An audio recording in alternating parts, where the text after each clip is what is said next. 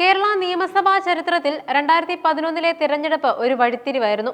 കേവലം 2 സീറ്റുകളുടെ മാത്രം ഭൂരിപക്ഷത്തിൽ ഉമ്മൻചാണ്ടിയുടെ ഉടമസ്ഥതയിലുള്ള UDF സർക്കാർ അധികാരമേൽക്കുമ്പോൾ അത് എത്രനാൾ നിലനിൽക്കുമെന്ന് രാഷ്ട്രീയ നിരീക്ഷകർ പോലും സംശയിച്ചിരുന്നു. ഒരു MLA വിചാരിച്ചാൽ വീഴ്ത്താവുന്ന ഈ സർക്കാരിനെ മൂത്രമൊഴിക്കാൻ പോയാൽ വീഴുന്ന സർക്കാർ എന്ന അന്തരിച്ച CPM നേതാവ് കോടിയേരി ബാലകൃഷ്ണൻ പരിഹസിച്ചത് വെറുതെയല്ല. എന്നാൽ ആ നൂൽപാലത്തിലൂടെ 5 വർഷം തികച്ചു നടക്കാൻ ഉമ്മൻചാണ്ടിക്ക് സാധിച്ചുവെന്നത് രാഷ്ട്രീയ തന്ത്രജ്ഞതയുടെ തെളിവാണ്. വോട്ട് ഓൺ അക്കൗണ്ട് ബിൽ അവതരിപ്പിച്ച ദിവസം UDF ക്യാമ്പിനെ സംബന്ധിച്ചിടത്തോളം ജീവൻ മരണ പോരാട്ടമായിരുന്നു. വൈപ്പിൻ വിരുദ്ധമായി ആരെങ്കിലും വിട്ടുനിന്നാൽ സർക്കാർ വീഴുന്ന അവസ്ഥ.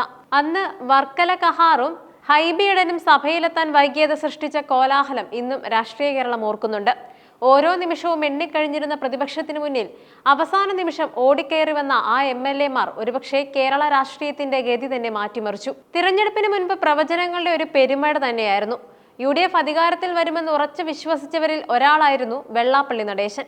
72 സീറ്റുകൾ UDF-ന് ലഭിക്കുമെന്ന് അദ്ദേഹം വക്കം പുരുഷോത്തമനുമായി പന്തയം വെച്ചു. ഫലം വന്നപ്പോൾ കൃത്യം 72 സീറ്റുകൾ തന്നെ മുന്നണിക്ക് ലഭിച്ചു. ഈ പന്തയത്തിൽ വിജയിച്ചതിന്റെ പേരിൽ വക്കം പുരുഷോത്തമൻ ഒരു സ്വർണ്ണ മോതിരം വെള്ളാപ്പള്ളിക്ക് നൽകേണ്ടി വന്നത് അക്കാലത്തെ രസകരമായ ഒരു രാഷ്ട്രീയ മുഹൂർത്തമായിരുന്നു.